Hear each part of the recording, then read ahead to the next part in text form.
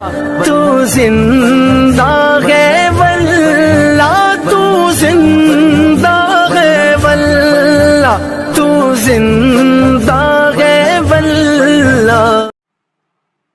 ایک بندہ حاضر ہوتا ہے، وہ کہتا ہے اے اللہ کے ولی، میں آقا کا دیدار کرنا چاہتا ہوں، آقا کو دیکھنا چاہتا ہوں، کونین کے والی کا دیدار کرنا چاہتا ہوں، کوئی نسخہ دے دیجیے، آپ میرے مرشد ہیں، بتا دیجیے آقا کا دیدار کیسے ہوگا۔ مرشد نے فرمایا آج رات کا کھانا میرے ساتھ کھانا، آج رات کو دعوت ہے، آج دعوت ہے، آج رات کا کھانا میرے ساتھ کھانا۔ وہ مرشد کی بارگاہ میں حاضر ہوا، مرشد نے کھانا کھلایا۔ اولیاء کا کھانا بھی عجیب ہوتا ہے، کبھی کبھی اولیاء کھانا کھلاتے ہیں اور کھانا کھلا کر دل کی بیماریوں کا علاج کرا دیتے ہیں، دلوں کو چمکا دیتے ہیں۔ اور کبھی کبھی ایسے اولیاء بھی ہوتے ہیں جو کسی کے مرض کا علاج کرنے کے لیے خود بیمار بن جاتے ہیں۔ خواجہ نظام الدین اولیاء محبوب الہی رحمہ اللہ کا واقعہ مجھے یاد آ رہا ہے۔ آپ بیمار ہو گئے تو آپ کو بتایا گیا کہ ایک غیر مسلم ہے جو کچھ پڑھتا ہے، کچھ دم کرتا ہے، ایک غیر مسلم ہے جو اپنا کچھ کلام پڑھتا ہے، دم کرتا ہے، اور سنا ہے کہ اس کے دم میں بڑا اثر ہے، جو کچھ بھی وہ پڑھتا ہے۔ خواجہ نظام الدین اولیاء رحمۃ اللہ تعالی علیہ اس کے پاس چلے گئے، اس نے کچھ پڑھا، جو کچھ بھی پڑھا، اب فوراً سے احتیاط ہو گئے، فوراً سے احتیاط ہو گئے۔ آپ سے احتیاط ہوتے ہیں تو فرماتے ہیں تیرا کون سا عمل ہے جس کی وجہ سے تو نے جو پڑھا ہے میں ٹھیک ہو گیا؟ اب کوئی سوچ سکتا ہے کہ اللہ کا ولی کسی ایسے بندے کے پاس کیوں جائے گا، یہ آپ کو پتہ چل جائے گا کیوں جائے گا۔ اور خواجہ نظام الدین اولیاء محبوب الہی کیوں گئے تھے؟ فرمایا تو نے کیا کیا، تیرا عمل کیا ہے، تیرا مجاہدہ کیا ہے، تیری محنت کیا ہے، تو کیا کرتا ہے جس کی وجہ سے تیری زبان میں ایسی تاثیر ہے کہ تو نے کچھ پڑھا میں ٹھیک ہو گیا۔ اس نے کہا مسئلہ یہ ہے میں ہمیشہ اپنے نفس کی مخالفت کرتا ہوں، میرا نفس جو کہتا ہے میں اس کا الٹ کرتا ہوں۔ نفس کہتا ہے ٹھنڈا پانی پی میں گرم پیتا ہوں، نفس کہتا ہے چاول کھا میں روٹی کھا لیتا ہوں، جو نفس کہتا ہے اس کی ضد میں اس کا الٹ کرتا ہوں تو اتنی تاثیر پیدا ہوگی، یہی میرا مجاہدہ ہے۔ خواجہ نظام الدین اولیاء محبوب الہی رحمۃ اللہ تعالی علیہ نے فرمایا اچھا یہ بات ہے، آپ نے اس کے کان میں کچھ کہا، کان میں کچھ کہا، ایک جملہ کہا، پھر اس کے بعد کچھ نہیں کہا، پھر جو کہنا تھا وہ اسی نے پھر کہا، پھر ولی نے اور کچھ نہیں کہا۔ نگاہ ولی میں سیر دیکھی، بدلتی ہزاروں کی تقدیر دیکھی، کان میں کچھ کہا، اس نے کہا اشہد ان لا الہ الا اللہ واشہد ان محمدًا عبدہ ورسولہ، کلمہ پڑھ کے مسلمان ہو گیا۔ مریدوں نے پوچھا محبوب الہی آپ تو علاج کرانے کے لیے گئے تھے، یہ کیا ہوا؟ اس کے کان میں کیا کہا؟ ہمیں کیا حاجت کہ ہم کسی کے پاس جا کے علاج کرائیں، ہم تو علاج کرنے کے لیے جاتے ہیں، علاج کیا ہے؟ مریدوں نے پوچھا کیا کہا؟ آپ نے اس کے کان میں کیا کہا؟ خواجہ نظام الدین اولیاء محبوب الہی فرماتے ہیں اس نے کہا میں اپنے نفس کی مخالفت کرتا ہوں، جو نفس کہتا ہے اس کا الٹ کرتا ہوں۔ میں نے کان میں کہا اسلام لانے کا جی چاہتا ہے، مسلمان بننا چاہتا ہے، کہا نہیں نہیں نہیں مسلمان نہیں بنوں گا، کہا نفس کا الٹ کر، نفس کہتا ہے اس کا الٹ کر، فوراً مسلمان ہو گیا۔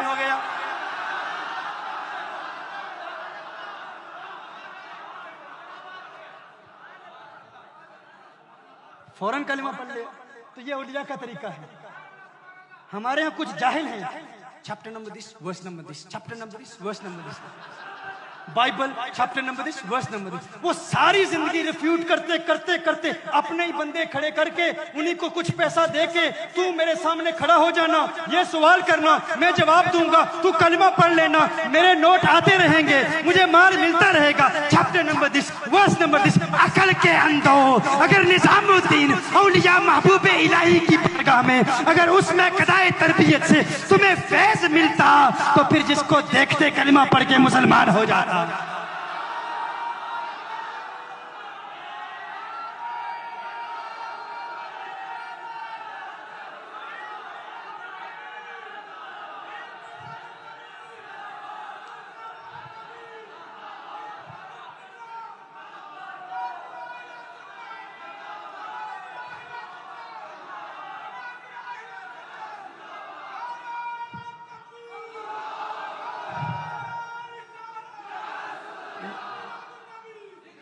نہ دین آتا ہے، نہ درس نظامی پڑھتے ہیں، نہ عربی پڑھتے ہیں، بس انگلش کی کتابوں میں ترجمہ پڑھ کے عربک عبارت تک نہیں پڑھ سکتے. لیکن ہمارے بیچارے سیدھے سادے سنی بیچارے بہت بڑا عالم. او بھائی علم کا معیار کیا ہے یہ علماء جانتے ہیں یا تم لوگ جانتے ہو؟ ہم نے دیکھا ہے ہمارے علاقوں میں جو انگلش بول لیتا ہے وہی سب سے بڑا شیخ الحدیث بن گیا. جو انگلش میں بات کر لے وہی سب سے بڑا عالم ہے، وہ بہت بڑا علامہ ہے. بھائی کیوں انگریزی آتی ہے؟ بھائی انگریزی کو علم کا معیار ہے؟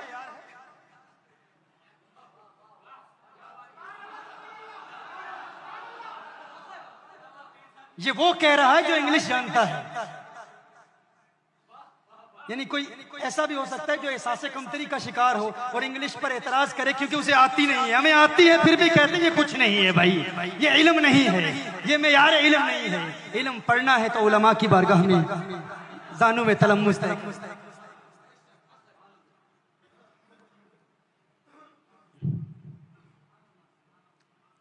ہاں اس ولی اللہ کی بارگاہ میں وہ حاضر ہوتا ہے، آقا کا دیدار کرنا چاہتا ہے. کہا شام کا کھانا میرے ساتھ کھانا. کھانا کھلایا لیکن کھانا کم تھا، نمک بہت زیادہ تھا. نمک بہت زیادہ شیخ نے نمک ڈال دیا.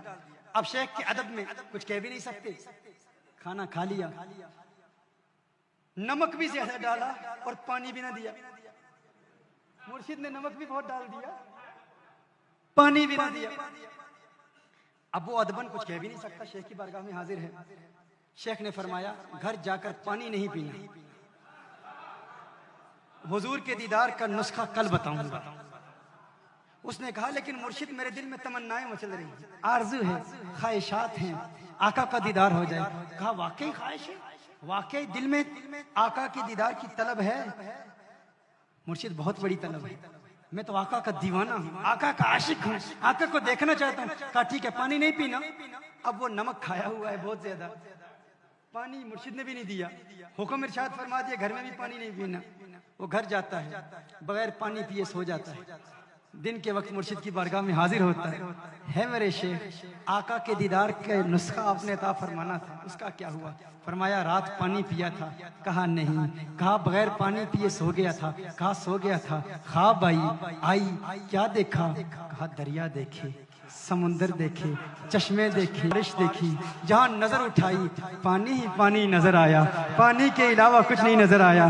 مرشد نے فرمایا یہی میرا سبق تھا، یہی میری تعلیم تھی. تو کہتا ہے کہ تیرے دل میں محمد عربی کے دیدار کی طلب ہے، پیاس ہے، چاہت ہے. ارے سچی چاہت پیدا کر. اگر پانی پیاس سچی تھی، پانی پیاس بجھانے کے لیے تیری خواب میں آ سکتا ہے تو آمنہ کا لال کیوں نہیں آ سکتا؟ وہ بھی آئے گا. تو پیاس تو پیدا کر، تو طلب تو پیدا کر، تو طلب تو پیدا کر، تو عشق تو پیدا کر، تو دیوانگی تو پیدا کر، پارتگی تو پیدا کر. اس کے مصطفیٰ میں اپنے دل کو چمکا دے.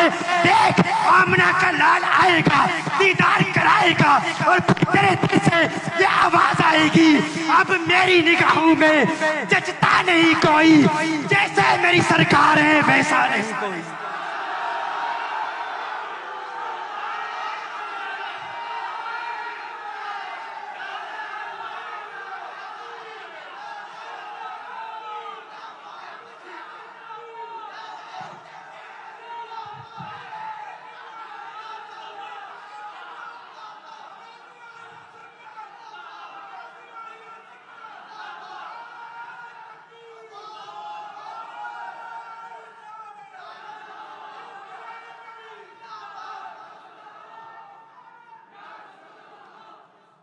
یہ میرے آقا صلی اللہ علیہ وسلم کے دیدار کا نسخہ ہے.